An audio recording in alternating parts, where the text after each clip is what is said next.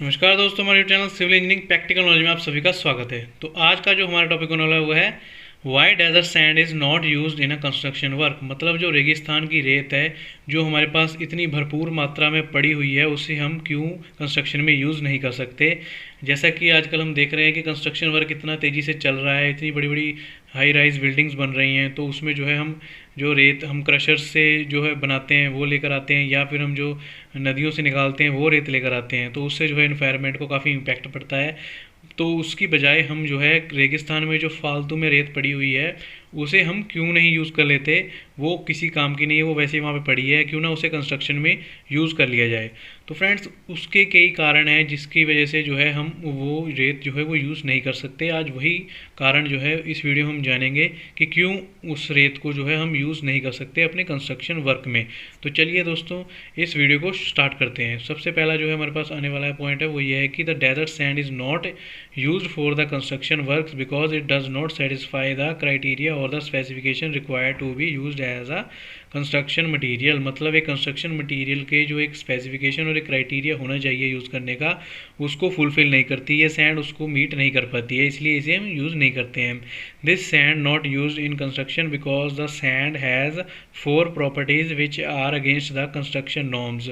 मतलब जो कंस्ट्रक्शन के नॉर्म्स हैं, कंस्ट्रक्शन के जो रूल्स बने हुए हैं मटेरियल के, उनमें जो 4 तरह के क्राइटेरियाज़ हैं उनको ये फॉलो नहीं करती सैंड, इसलिए इसे यूज़ नहीं करते हैं।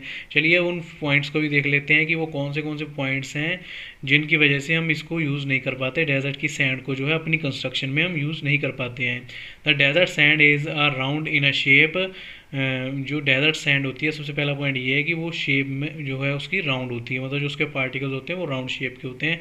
जैसा कि मैंने आपको यहाँ पे वीडियो डायग्राम बना के दिखा रखा है कि अगर वो राउंड इन शेप होंगे तो उनके बीच में जो है वो वाइड्स रह जाते हैं। डेजर्ट सैंड में वाइड्स होते हैं, और आप जानते हैं कि कंस्ट्रक्शन में जो है वाइड्स वगैरह कोई भी स्ट्रक्चर बना रहे हैं तो उसमें ना होना ही अच्छा है। क्योंकि अगर एक स्ट्रक्चर है, जैसे मान लीजिए एक सिंपली एक बीम है, कॉलम है या कुछ भी है, उसमें अगर वाइड्स रहेंगे तो उसकी स्ट्रेंथ जो है वो कमज़ोर होगी।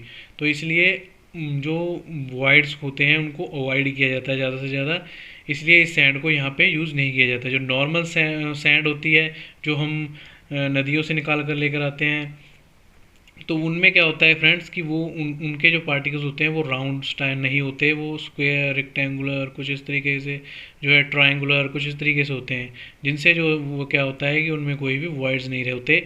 अगर वॉइड्स होते भी हैं तो बहुत ही कम तरीके के कम वॉइड्स होते हैं, ज़्यादा वॉइड्स नहीं होते। दूसरा पॉइंट ये है कि the sand have a smoother surface finish. मतलब जो डेजर्ट की सैंड होती है उसकी सरफेस जो है वो स्मूथ होता है। अगर स्मूथ सरफेस होगा तो उसके जो है उसमें जो है वो रफनेस वगैरह कुछ नहीं होगी, और वो है एक अच्छी तरीके से, अगर दोनों मटेरियल्स का सरफेस स्मूथ होगा तो उसे हम रगड़ेंगे तो वो स्मूथनेस आएगी, उसमें हार्डनेस कुछ होगी नहीं, बॉन्ड कुछ प्रॉपर अच्छा बनेगा नहीं। तो sand have to be a rough surface to make a good bond. एक सैंड को एक सरफेस जो है वो रफ होना चाहिए ताकि वो एक अच्छा बॉन्ड बना सके, क्योंकि जो कंस्ट्रक्शन मटेरियल होता है वो सारा बॉन्ड के ऊपर ही तो टिका होता है। अगर बॉन्ड ही अच्छा नहीं होगा तो वो किस तरीके से जो है एक दूसरे को टाइटली पकड़ के रख पाएंगे और अपनी स्ट्रेंथ बना के रख पाएंगे। अगला तीसरा पॉइंट है कि the desert sand is a slightly alkaline in nature. जो डेजर्ट सैंड होती है वो अल्कलाइन होती है नेचर में। The concrete becomes weaker in its strength when we use the sand having alkaline content in them. मतलब कंक्रीट जो है वो वीक हो जाता है, कमज़ोर हो जाता है अगर हम एक इस तरह की सैंड यूज़ करते हैं जिसमें कि अल्कलाइन कंटेंट होता है। तो इस सैंड में जो है डेजर्ट वाली में अल्कलाइन कंटेंट होता ही है। अगर और क्यों अल्कलाइन कंटेंट होता है? अल्कलाइन कंटेंट इसलिए होता है friends, when water evaporates in the desert region they leave the salt content in the sand. तो इसलिए अल्कलाइन इसमें कंटेंट होता है, क्योंकि जब हम वाटर इवेपोरेट करता है तो वो सॉल्ट के कंटेंट को इस सैंड में ही छोड़ देता है, इसलिए जो है फ्रेंड्स इसमें अल्कलाइन होता है। और अल्कलाइन जो है वो स्ट्रेंथन कमज़ोर करता है कंक्रीट की, इसलिए इसे यूज़ नहीं किया जाता है। चौथा पॉइंट है the particle size of a desert sand is a very fine.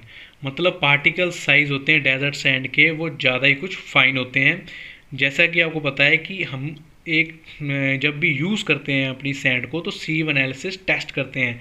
तो सीव एनालिसिस टेस्ट में जो है वो सैंड पास भी होनी चाहिए। The sand have to pass the sieve analysis test. तो इसके पार्टिकल साइज होते ही पहले ही बहुत ही माइन्यूट होते हैं, सीव एनालिसिस टेस्ट को भी इवन पास नहीं कर पाते हैं, तो इसलिए फ्रेंड इसे यूज़ नहीं किया जाता। आई होप फ्रेंड्स आपको पता लग गया होगा कि क्यों हम जो है वो डेजर्ट की इतनी सारी पड़ी हुई सैंड को कंस्ट्रक्शन में यूज़ नहीं कर पाते। अगर कर पाते फ्रेंड्स तो अब तक आधा डेजर्ट खाली कर दिया होता इंसानों ने, क्योंकि जितना हम कंक्रीट के स्ट्रक्चर बना रहे हैं और कंक्रीट के जंगल्स बना रहे हैं उस हिसाब से मेरे को लगता है अब तक आधा डेजर्ट खाली हो चुका होता। तो इसलिए फ्रेंड्स जो है हम डेजर्ट में जो सैंड है उसे यूज़ नहीं कर पाते हैं। आई होप अगर आपको ये वीडियो अच्छी लगी होगी तो आप इसे जरूर लाइक कीजिएगा, हमारे चैनल को सब्सक्राइब कीजिएगा और साथ साथ बेल आइकन को दबाइएगा। हमारे इंस्टाग्राम पर पेज है फ्रेंड्स सिविल इंजीनियरिंग प्रैक्टिकल नाम से, जाइए जरूर फॉलो कीजिए। Thanks for watching. वंदे मातरम। जय हिंद।